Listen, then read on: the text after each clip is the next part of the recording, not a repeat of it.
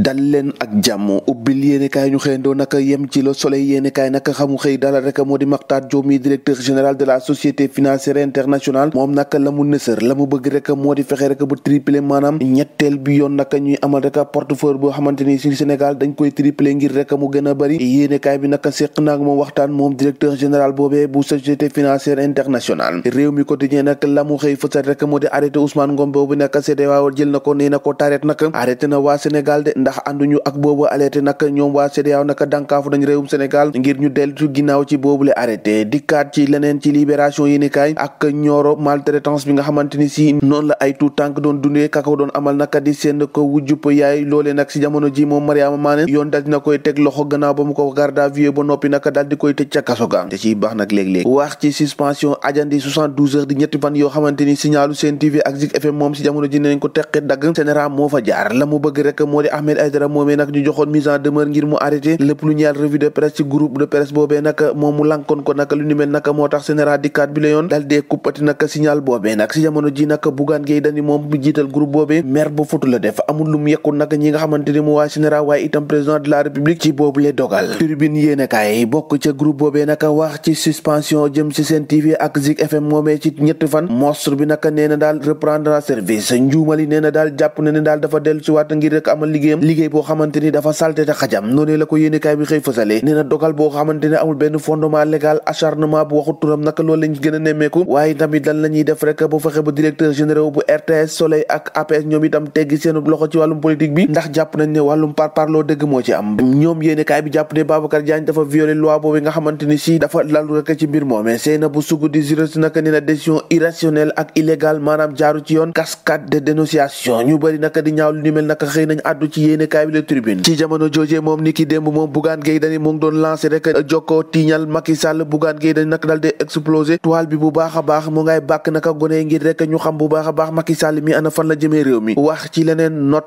discordante jëm ci acteurs yi nag parrainage législatif yooyu mbirum politique la ñuy àddu ak L'As Quotidien moom nag si jamono ji la ko yitte rek moo di parrainage bi ndax jàpp na ni si jamono ji nag boo moyul lu bari nag ci ay jafe-jafe dina ci am ne fo yéene kaay dikkaat ne ci wàllum ethnicisme diggante waasoo nag nee na daal racine du mal ndax Sénégal si jamono ji nag daanaka ku nekk nag si jamono ji ñeme ngaa yëkkati lu mel ni xeme nag teg ko ci sa morom loolu nag mel ni nag tàmbali naa jël ab jéego bu am solo parrainage boobee source àcca la xëy ndax nee na daal juróom benn fan bëccëg la woo xamante ni lu am solo la ci réewum Sénégal ndax parrainage ci jëm ci élection législative yi ndax yéene kaay bi nee na dépôt parrainage moom dañ ko amal niki vendredi nag juróom benn fan ci weeru mai ak dimanche juróom ñetti fan ci weeru mai ngir ñi nga xamante ni si war nañoo mën a bokk rek ci élection législative yooyee ndaw bëccëg yu nar a tàngati l'observateur addu ci wàllum politique ba tey di wadd rek di wax ci diggante Karim Wade ak Macky Sall projet de décel ndax stratégie boo xamante ni dañ ko indi rek ngir déstabiliser ñi nga xamante ni ñoo di kuje gi Boubacar Camara bu jéngu nag nee na ñëpp ñi nga xamante ni si dañoo minimiser Macky Sall xam nañ ne naka leur dépense la ndax jàpp nañ ne si ba muy dóor naka bu baax te saa yu dóore naka dafay raté li nga xamante ni moo di cibilam Boubacar Camara moo ni waxee naka ci biir yéene kaay bi ne l'observateur bés bi le jour di kat ci décision bi nga xamante ni cour de justice bu CEDEAO dal dina koy jël Ousmane Ngom arrêté ndax jàpp nañ ne boobu la arrêté naka amul loo xamante ni dara légal na ci lu ñu mel naka moo tax Sud Quotidien ne abrogation naka jëm ci arrêté Ousmane Ngom CEDEAO naka presse na Macky bu baax a baax ndax dogal boobu njël di arrêté Ousmane Ngom yéene kaay bi ne CEDEAO nee na daal na leen ko dàkkal Roman Ndaban la ko yéene kaay bi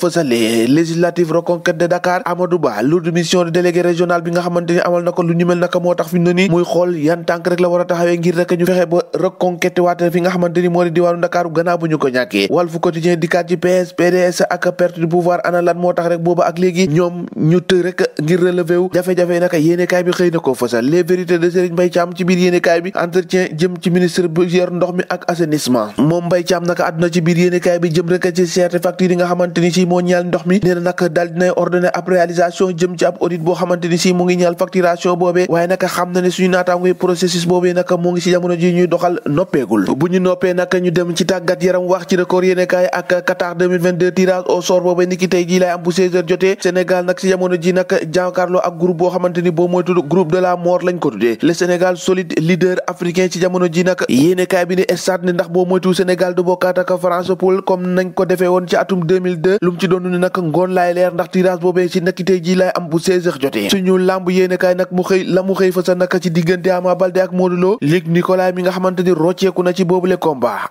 déet lu waral lu ñu mel loolee lépp naka la ko war a leeral niki tey ji ndax promoteur boobee di Luc Nicolaï niki tey ji la war a janoog taskatu xibaar yi bu 10h jotee kon ñoo ko déggandoo jàngin jëf ba ëllëg.